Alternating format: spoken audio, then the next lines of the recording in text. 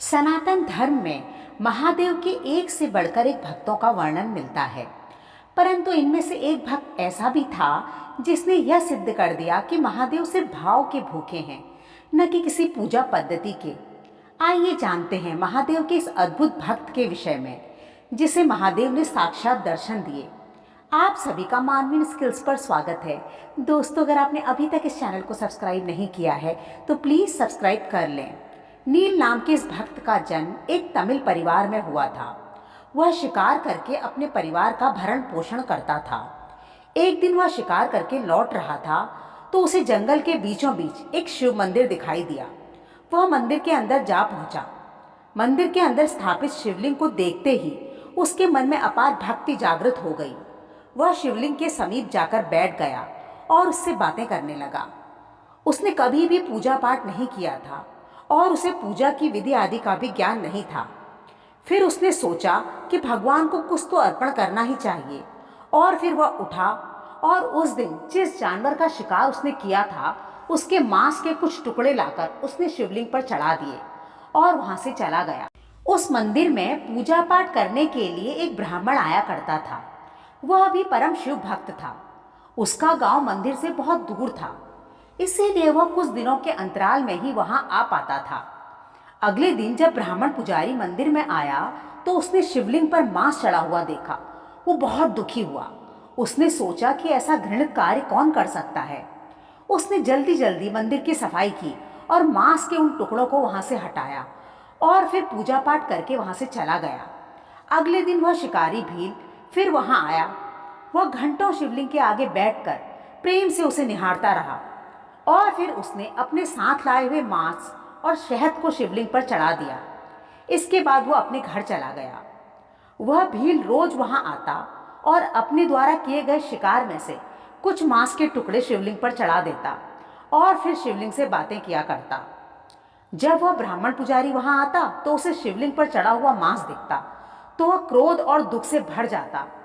वह शिवलिंग की सफाई कर पूजा पाठ करके वहां से चला जाता। एक दिन जब शिकारी भील मंदिर में आया तो उसने देखा कि उसके प्रभु के शिवलिंग के ऊपर बहुत सी धूल मिट्टी जमी हुई है। उसने सोचा कि मैं आज अच्छे से शिवलिंग की सफाई करूंगा। उसने आसपास देखा, उसे कोई बर्तन नहीं दिखाई दिया। वह पास ही बह रहे झरने में से जल लेने चला गया। उसने अपनी अंजलि में जल भरा, परंतु थोड़ा ही दूर जाने पर सारा जल हाथों से गिर गया। अब उसने जल को अपने मुंह में भर लिया और आकर उसे शिवलिंग पर डाल दिया। इस प्रकार वह बार बार मुंह में जल भरकर लाता और शिवलिंग पर थूकता जाता। इसके बाद उसने शिवलिंग पर मांस चढ़ाया और फिर वहां से चला गया। उसके जाने के बाद मंदिर का पुजारी ब्राह्मण वहां आया। उसने शिवलिंग पर मांस के साथ साथ थूक भी देखा। यह देखकर उसकी आंखों में क्रोध और पीड़ा से आंसू भर गए। वह समझ नहीं पा रहा था कि ऐसा पाप करने वाला धूर्त व्यक्ति कौन होगा। उसने जल्दी से उन मांस के टुकड़ों को शिवलिंग पर से हटाया और अपने साथ लाए हुए पात्र में जल भरकर पूरे मंदिर को धो पोंछकर साफ कर दिया।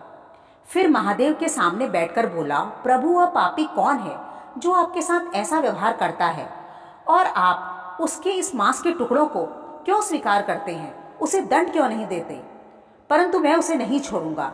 आज मैं उसे पकड़कर उसके इस महापाप के लिए दंडित करूंगा। ऐसा कहकर वह वही मंदिर के पास छिप गया। शाम होने पर वह शिकारी आया, आकर सीधा शिवलिंग के पास बैठ गया और फिर अथाह प्रेम के साथ भोलेनाथ को निहारने लगा और फिर अपने दिन भर के सभी सुख दुख उन्हें सुनाने लगा। तभी उसने देखा कि शिवलिंग की एक आंख से अचानक ही रक्त बहने लगा। यह देखकर वह भील अति विचलित हो गया। ये मेरे प्रभु को क्या हो गया? उनकी आंख से रक्त क्यों बह रहा है? मैं अभी जाकर जड़ी बूटी लेकर आता हूँ। बाहर से जड़ी बूटी का लेप बनाकर लाया और तुरंत ही शिवलिंग की आंख पर लगा दी, परंतु रक्त बहना बंद नहीं हुआ। यह देखकर वह रो पड़ा। बोला, प्रभु, आपको बहुत कष्ट हो रहा होगा। मैं आपको इतने कष्ट में नहीं देख सकता। ऐसा कहते हुए उसने देखते ही देखते एक तीर से अपनी बाईं आंख निकाली और शिवलिंग पर लगा दी और राहत की सांस लेते हुए कहा, प्रभु, अब आपकी आंख ठीक है। पास में ही छिपा हुआ पुजारी यह देखकर दंग रह गया। तभी शिवलिंग की दाईं आंख से भी रक्त निकलने लगा। भील ने सोचा अब उसे अपनी दूसरी आंख को भी शिवलिंग पर लगाकर अपने प्रभु के कष्टों को हरना होगा। उसने सोचा यदि मैं अपनी दूसरी आंख निकाल लूंगा तो मैं अंधा हो जाऊंगा, मुझे तो कुछ दिखाई ही नहीं देगा, फिर मैं आंख को सही जगह पर कैसे लगाऊंगा। ऐसा सोचते हुए वो शिवलिंग पर चढ़ गया और उसने जहां पर आंख लगानी थी उस स्थान पर अपने पैर का अंगूठा लगा दिया और फिर तीर से अपनी दूसरी आंख निकालने लगा। इतने में ही वहां साक्षात महादेव प्रकट हो गए। उन्होंने उसे रोकते हुए अपने हृदय से लगा लिया और उसकी आंख भी उसे लौटा दी। पीछे खड़ा हुआ पुजारी यह देखकर बाहर निकल आया और महादेव के चरणों में गिर पड़ा। बोला, प्रभु आज मुझे आपके साक्षात दर्शन हो गए, मेरा जीवन धन्य हो गया। महादेव ने कहा, मैं भक्तों के प्रेम भाव का भूखा हूँ, पूजा पद्धति का नहीं। मेरा यह भक्त भील आज से कनप्पा नयनार कहलाएगा, जिसका अर्थ होता है आंखें दान करने वाला। भक्त मुझे सच्चे मन और विशुद्ध प्रेम के साथ जो कुछ भी अर्पण करते हैं मैं उसे प्रेम से स्वीकार कर लेता हूँ।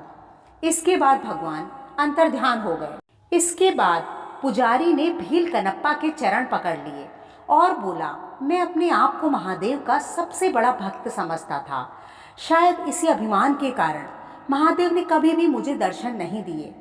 आज तुम्हारे कारण मुझे मेरे प्रभु के साक्षात दर्शन हुए हैं। कनप्पा नयनार तमिल के 63 संतों में से एक हुए जिन्हें नयनार कहा जाता है।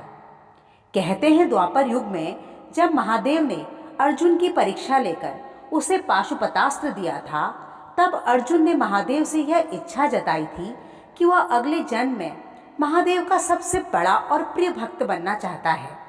और फिर अर्जुन ने शिकारी के रूप में जन्म लिया और महादेव का सबसे बड़ा भक्त कनप्पा नयनार कहलाया।